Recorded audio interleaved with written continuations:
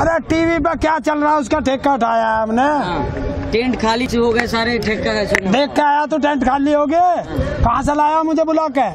Tent में से लाया नहीं, टीवी में देख रहे थे ना कि खाली। उन्हें दिखाने दो, उनका काम है सरकार की चापलूसी करना। सरकार का एक नियम है, वो रोज एजेंडा सेट करती है टीवी पे कि आज ये चलाना है, आज ये चलाना है। तो तुम क्यों नहीं एजेंडा? हमारे टीवी रखे है जो हम एजेंडा सेट करेंगे टीवी पे। कमी है तुम पे? किस चीज की कमी है तुम? हम पे सरकार गलत है, ये कमी है हम। पहले आपको समझ नहीं था कि सरकार की नीति ऐसा ही है। 2 बार आपने विश्वास किया, अब तीसरा भी विश्वास करेंगे। कोई स्लोगन आ जाएगा, किसानों के अच्छा दिन आएगा, किसानों के बेटों के भी अच्छा दिन आएगा। हाँ, सबके आ लिए। अब आगे से देखेंगे, कोई चिंता नहीं, उसे हम देख लेंगे। अब जी 5 राज्यों में चुनाव है। हाँ, और जो सरकार है किसानों को दरकिनार करके कैसे जीत पाएगी क्या चुनाव? नहीं, दरकिनार नहीं कर सकती अब किसानों को। अब देश का किसान जाग चुका है और जो किसानों के फेवर में बात करेगा अब सरकार में वही बैठेगा।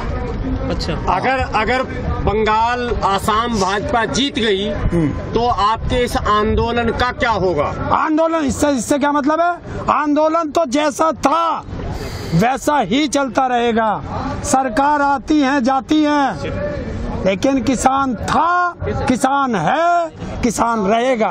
लेकिन सरकार का हौसला तो बढ़ेगा ना कि मुझे कोई फर्क नहीं पड़ेगा, किसान को करने दो, हम तो जीत ही गए हैं। तो हौसला बढ़ा ले, बढ़ा ले, बहुत देखेंगे, हौसला भी देखेंगे। इसका फर्क नहीं पड़ेगा ना फिर आपसे, ऐसे भी नहीं पड़ रहा। और ये काम अंग्रेजों ने भी सोचा था, उनको भी जाना पड़ा था, तो इनकी तो औकात क्या। अच्छा, 5 राज्यों की जनता से क्या अपील करेंगे आप? 5 राज्यों की जनता से मेरा पर्सनल है, ये ध्यान रखना। कभी इसे राकेश टिकैत जी का जोड़ दे, उनका मत जोड़ देना, ये मेरा पर्सनल है। 5 राज्यों की जनता से मैं अपील करता हूँ कि ये धोखेबाज है बीजेपी, और इसने धोखा हमें दिया है और सड़कों पे ला दिया है। अगर आप विश्वास करोगे तो आप भी सड़कों पे आओगे। सड़क पे आ गए किसान, सड़क पे किसान है नहीं। इस सरकार तो नियम कानून लेकर आई है ना किसानों के लिए। आय बढ़ेगी आपकी, अच्छे दिन आएंगे किसानों के। कैसे आय बढ़ेगी, कैसे अच्छे दिन आएंगे, कोई बताता ही नहीं। सरकार का एक काम है, अच्छे दिन आएंगे, अच्छे दिन आएंगे। कैसे आएंगे पता नहीं। सरकार किसान की आय बढ़ेगी, कैसे बढ़ेगी पता नहीं। ट्विटर पे लगातार ट्रेंड कर रही हैं चीजें कि मोदी जी रोजगार दो, नौकरी दो। क्या जाग चुका है युवा भी? अब यही जो तुम अब बता रहे हो, ट्विटर पे रोजगार मांग रहे हैं, ये उन 5 राज्यों के बच्चे नहीं है क्या इसमें? क्या उनको नहीं पता कि ये झांसाराम हमेशा झांसा देता है? उधर झांसा दिया, अब बंगाल में कह रहा 19 लाख जने कितनी नौकरियां देगा? 85 लाख। 85 लाख। पर वैसे फायदा तो किया है मोदी ने। क्या फायदा किया है? 370 हटा दिए, राम मंदिर दे दिए, 370 हटा दिए। राम मंदिर बनाने से रोजगार मिलेगा? तो भैया हेलो, राम मंदिर बनाने से रोजगार मिला है, 370 हटाने से रोजगार मिला है। 3 तलाक से मिला रोजगार। हाँ, उससे तुम्हें मिल गया हो तो पता नहीं, हमें तो देखा नहीं। ये इनसे पत्रकार महोदय से पूछो जो सवाल कर रहे थे कि सब दिया है, क्या दिया है बताओ। हरिंदर जी, हम जो लोगों से बात करते हैं, जो नई जनरेशन है, हम कहते हैं भाई पेट्रोल बहुत महंगा हो गया, दिक्कत हो रही है हमको, आपको, सबको। कह रहे कोई बात नहीं है, लेकिन देश मजबूत हाथों में तो है। हाँ, उन बच्चों से पूछना कि जिस दिन तुम्हें रोजगार मिल जाए, कमाने लगोगे, तुम्हें पता चल जाएगा। अभी पापा के पैसे से चल रहा है। 100 रुपए लीटर तेल हो गया, कोई विरोध नहीं कर रहा है। 100 रुपए लीटर तेल हो गया, विरोध कोई नहीं कर रहा। 200 रुपए लीटर सरसों का तेल बिक रहा है। अरे विरोध कौन करे? जो विरोध करता है उसे देशद्रोही घोषित कर देते हैं, जो भी विरोध करता है। 885 गैस हो गया। आज पता करो। बहुत कहता था मोदी, बहनों भाइयों, मेरी बहनों की आंखों में धुआं लगता है, मैं गैस के सिलेंडर फ्री दे रहा हूँ। आज वे ही उसकी बहनें उन गैस के सिलेंडरों को कबाड़ियों को बेच रही है। एक सवाल, हरिंदर ताऊ की आवाज में कुछ लड़खड़ाहट क्यों दिख रही है? मेरी आवाज ना लड़खड़ाई थी, ना लड़खड़ाएगी कभी जीवन में। ये गर्दन कट सकती है, झुक नहीं सकती। वो थोड़ा गला बैठा हुआ है तो इसलिए। कोई फोन तो नहीं आया कहीं से? ऐसे फोन 365 आते हैं, मैं डरता ही नहीं। लेकिन जो आवाज़ उठाता है जनता की तो उसको जेल में डाल देती है सरकार, उस पर कानून लगा देती है कई सारे। देखो, आंदोलन करेंगे तो जेल भी जाएंगे, हम पे कोई फर्क नहीं पड़ता। अगर ऐसे जनता की आवाज उठाने पर अगर जेल जाना पड़ रहा है तो बहुत अच्छा है, हम खुशी खुशी जेल जाएंगे। लेकिन हेमंत जी, सीएम योगी ने कहा है कि स्ट्रॉबेरी उगाए किसान, स्ट्रॉबेरी उनसे पूछो कि कहाँ उगती है, उनको यही तो नहीं पता। इस देश का दुर्भाग्य यही है कि इसकी नीति निर्धारण करने वालों को ये नहीं पता कि कौन सी भूमि में क्या फसल उगती है।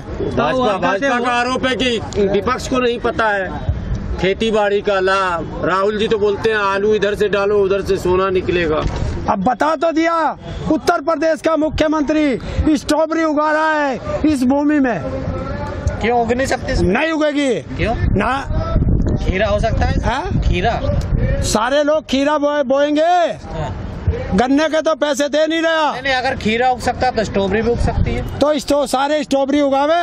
अब फसल महंगी बिक रही तो उगाने में क्या दिक्कत है? और तो गन्ना को भी तो ऐसे ही सोच के आए थे, गेहूं को भी ऐसे ही सोच के बो रहे थे, धान को भी यही सोच के बो रहे थे। कहाँ तक कल गन्ने का मिल गया पूरा पैसा? हाँ, उन्हें भाजपा वालों को मिल गया होगा, किसानों को तो मिला नहीं। योगी जी तो 14 दिन में बोल रहे थे पैसा दूंगा तो। अरे योगी ना हो, देश का झांसा राम भी बोल के गया था 14 में। सहारनपुर में रैली में, मेरठ की रैली में बोल के गया था कि किसानों 14 दिन में पेमेंट दूंगा, अगर नहीं दिया तो ब्याज दूंगा।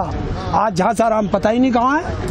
किसान आंदोलन शुरू होने के बाद भी पेमेंट अभी तक नहीं हुआ। नहीं हुआ। अभी पिछले साल का 800 करोड़ बकाया है और लगभग 1300 करोड़ इस साल का बकाया है। किसान के टाइम पे जब आंदोलन हुआ, कांग्रेस के टाइम पे जब आंदोलन होता था तो किसानों से सरकार डर जा करती थी, ये क्यों नहीं डर रही सरकार? देखिए, जितनी पहली सरकारें थी वो देश के बारे में सोचती थी। ये पहली सरकार है जो तानाशाह बनना चाहता है और पूंजीपतियों का दलाल बना हुआ है। इन्हें तो देश में नोटबंदी जो की थी वो तो देश हित में की थी। नोटबंदी से फायदा बताओ मुझे क्या हुआ था? आज जाके देखिए, आज तक का रिकॉर्ड है, आज तक आरबीआई ये नहीं बता पाया कि नोटबंदी से कितना रुपया वापस आया। नहीं बता दिया आरबीआई ने, टोटल आ गया। जब टोटल वहाँ आ गया तो काला धन कहाँ है? तो ये सवाल रामदेव जी साहब क्यों नहीं पूछते हो? रामदेव देश का प्रधानमंत्री है क्या, गृह मंत्री है क्या, वित्त मंत्री है? प्रचार तो किया था ना। कौन? उद्योगपति है। उद्योगपति है तो उद्योगपति है, किससे पूछे? भेजो ना उद्योगपति को। अरे तुम भी जाके उद्योगपति से सवाल कर लो कि जब दिल्ली से सलवार पहन के भगा था वो स्वदेशी थी या विदेशी? जो देश के उद्योगपति होते हैं उसका देश चलाने में बड़ा हाथ होता है और देश को लूटने में भी उनका सबसे बड़ा हाथ होता है। हरेंद्र जी, जो मोदी सरकार है सबका निजीकरण करती जा रही है, लेकिन जो हमारे देश में टेंडेंसी चलती है कि जो लोग दामाद ढूंढते हैं वो सरकारी कर्मचारी ढूंढते हैं, सरकारी अधिकारी ढूंढते हैं, कहाँ से लाएंगे अब? ये उनसे पूछो। वो तो हर जगह जो मोदी की बड़ाई करते हैं, मैं तभी कहता हूँ, मैं इसीलिए तो कहता हूँ कि रंड मुसंड आदमी को सत्ता नहीं देनी चाहिए। उसको क्या पता कि बेटी के लिए दामाद कैसा ढूंढना है, उसको क्या पता कि रसोई के दाम 850 रुपए गैस के कर दिए गए हैं, उसको क्या पता रसोई कैसे चलेगी, घर कैसे चलेगा, गृहस्थी कैसे चलेगी। लेकिन जब इतनी चीजें महंगी हैं, सीएनजी के दाम भी बढ़ा दिए गए हैं, आजकल में लोग सड़क पे नहीं आते, ना कहीं विरोध कर रहे हैं। पहले लोग सिलेंडर लेके सड़क पे आते थे। अरे सड़क पे ही तो पड़े और कौन सा कहाँ बैठे हैं? आप तो पिछले कई महीने से सड़क पे पड़े हो ना। हाँ। लोग जो हो रहे हैं गृहिणी है वो अब गृहिणी यहाँ आवे, हम आंदोलन करने हैं। गृहिणियों को हमने होम मिनिस्टर दे रखा था, होम मंत्रालय, गृह मंत्रालय दे रखा था। अब उन्हें हमें कृषि मंत्रालय भी देना पड़ा कि खेती भी तुम ही करो। लड़ाई हम कर रहे हैं। तो कहाँ कितनी महंगाई जाकर रुकेगी? जिस तरह से मोदी जी करते जा रहे हैं, अपनी अर्थव्यवस्था डूब जा रही है देश की। देखिए, तुम अर्थव्यवस्था डूब नहीं बता रहे, अंधभक्त तो कह रहे देश तरक्की कर रहा। भाई पहले तो तुम्हारा अंधभक्त लड़ लो, हम बाद में आ जाएंगे। मोदी जी की पुरानी वीडियो लोग देख रहे हैं, सोशल मीडिया पर डाल रहे हैं। मोदी जी कहते हैं कि देश नहीं बिकने दूंगा, देश नहीं झुकने दूंगा, सब कुछ तो लोग बेचते जा रहे हैं। मोदी जी का एक नियम लिख लो। हाँ। उनका काम है जो मोदी कहेगा उसका उल्टा करेगा। ये लिख लो। और जब से ये प्रधानमंत्री बना आप देख लो, उसने कहा था कि काला धन लाएगा, नहीं आया। 2 करोड़ रोजगार दूंगा, बाकी छीन लिए हैं। बेटी बचाओ, बेटियों के साथ बलात्कार हो रहा है उत्तर प्रदेश, यही हो रहा है। हिंदू धर्म में है, हिंदू धर्म का अपमान करा, हाथरस में बेटी रात को जली है। तो जो भी कहा देश नहीं बिकने दूंगा, अपने आप ही सारा बेच के जाऊंगा, बेचने लग रहा। तो बताओ, जो करेगा उसका उल्टा करेगा। किसानों की आय दुगनी करूंगा, 1888 का माल 800 में बिक रहा, होगी दुगनी। कह रहे हैं कि मोदी है तो मुमकिन है। बिल्कुल, मोदी है तो मुमकिन है, देश गड्ढे में जाएगा। ताऊ, आप सोशल मीडिया पे काफी चर्चित हैं, एक सनसनी के तौर पे हैं और सारे प्लेटफॉर्म पे हैं। नई गाइडलाइंस जो आई हैं सोशल मीडिया के लिए, उसमें साफ साफ लिखा हुआ है कि जो सचिव है आईबी का, वो कोई भी पोस्ट, कोई भी कंटेंट बिना किसी के पूछे सोशल मीडिया प्लेटफॉर्म से हटा सकता है, एक्शन ले सकता है। तो अब आपको संभल के बोलना पड़ेगा। देखिए, किसानों को संभल के बोलना पड़ेगा। सोशल मीडिया से जब चाहे जब हटा ले, मेरे पे फर्क नहीं पड़ता। नहीं, वहीं से लोग जेल भेजेगा, भेज लो, आना फ्री जाना फ्री, सरकार पकड़ ले तो खाना फ्री। अब उस टाइम का जेल नहीं है, अब यूएपीए लगा देगा, अब जेल में बैठे रहिए सालों साल, 2 तो साल। क्या हो गया, जेल चले जाएंगे। अगर सरकार का विरोध करना, सरकार की गलत नीतियों का विरोध करना अगर अपराध है, तो ये अपराध हम बार बार करेंगे। लेकिन आप बोलते हैं ना कि हम 17 बार जेल गए, आप आ गए, लेकिन इस बार चले गए तो फिर आना मुश्किल हो जाए। तो यहाँ क्या फर्क पड़ रहा, रोटी मिलेंगी टाइम से, तुम भी आ जाना, तुम्हें भी मिल जाएंगी। क्या लग रहा है हरेंद्र जी, कुछ घट रही है क्या मोदी जी की? अब जो है जो प्रसिद्धि है वो कम होती जा रही है जिस तरह से आंदोलन चल रहा है। देखिए, अगर देश के साथ गलत कार्य करोगे, जनता के साथ गलत व्यवहार करोगे, तो ये जनता है, ये जनता ही सरकार बनाती है और जनता ही सरकार को गिराती है। तो मतलब घट रहा है इसका ग्राफ मोदी जी? बिल्कुल घटेगा। ये एक दिन ऐसा आएगा कि किसी को ये कोई याद करने वाला नहीं मिलेगा कि इस देश का प्रधानमंत्री मोदी था। सब जगह जीत रहे हैं तो फिर घट का जीत तो ईवीएम है उनके पास, लोहे की मशीन है ना। जिसने मशीन बनाई उन्होंने अपने देश में नहीं रखी, जिनकी टेक्नोलॉजी इतनी बड़ी थी, इनकी तो औकात क्या। विरोध भी तो नहीं कर रहा है, कोई विरोध भी नहीं कर रहा। अरे विरोध और कितना करेंगे? क्या कराना चाहते हो तुम? लड़ाई कराना चाहते हो? हरेंद्र जी, हमारा आंदोलन अहिंसात्मक है, अहिंसात्मक रहेगा। जेएनयू जो यूनिवर्सिटी है दिल्ली में, पहली बार वहाँ पे जो कर्मचारी हैं, प्रोफेसर वगैरह, उनकी सैलरी जो है नहीं मिली है, पहली बार हुआ है। उसका नाम भी बदलने की कोशिश की जा रही है। क्या ये हमला है जेएनयू पर सरकार? देखिए, सारी संवैधानिक संस्थाएं उनके कब्जे में है और ये सबको अपने आप बंद करता जा रहा है। अगर जेएनयू खराब है तो सबसे पहले वित्त मंत्री को उससे बाहर करो, मंत्रिमंडल से। वो जेएनयू की पड़ी हुई है, बाहर करो।